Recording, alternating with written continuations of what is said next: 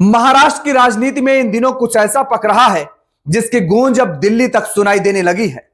सत्ता के गलियारों में लगातार बैठकों और राजनीतिक चर्चाओं का दौर चल रहा है।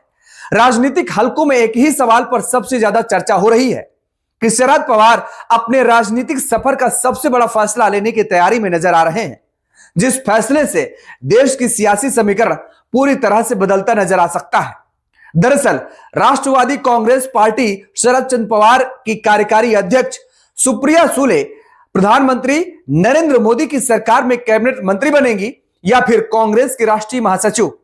पिछले दिनों से यह सवाल लगातार सियासी गलियारों में पूछा जा रहा है, जिसका जवाब आज आपको मिलता नजर आएगा। नमस्कार, बहुत स्वागत है आपका। मैं हूं आपके साथ योगेश पांडे।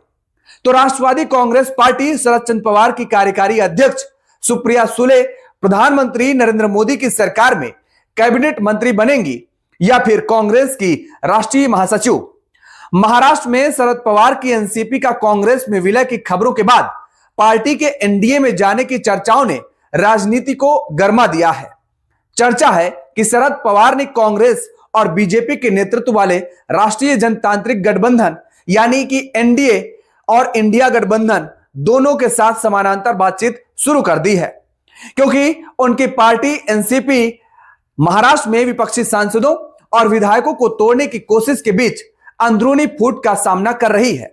शरद पवार के पास अभी 8 सांसद हैं। चर्चा है कि 5 सांसद एकनाथ शिंदे के साथ जा सकते हैं। ऐसे में शरद पवार जल्द कोई फैसला ले सकते हैं।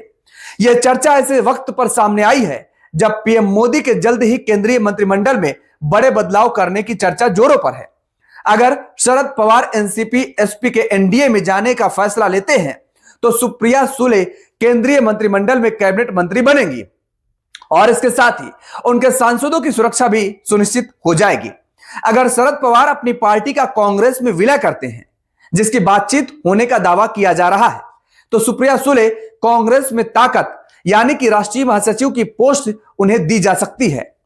जैसा कि जानकारों का मानना है, अगर हम सियासी जानकारों की बात करें तो पवार एनसीपी का कांग्रेस के साथ विलय तभी करने के तैयार होंगे जब उनकी बेटी सुप्रिया सुले को बड़ी भूमिका दी जाए।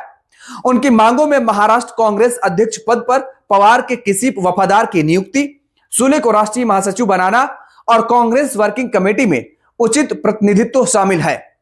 समर्थकों का मानना है कि ऐसे डील से पार्टी में फूट रुकेगी और विपक्ष मजबूत होगा। महाराष्ट्र कांग्रेस के नेताओं का कहना है कि राज्य स्तर पर विलय को लेकर कोई बातचीत नहीं हुई है और पार्टी आलाकमान जो भी फैसला करेगा वे उसे मानेंगे।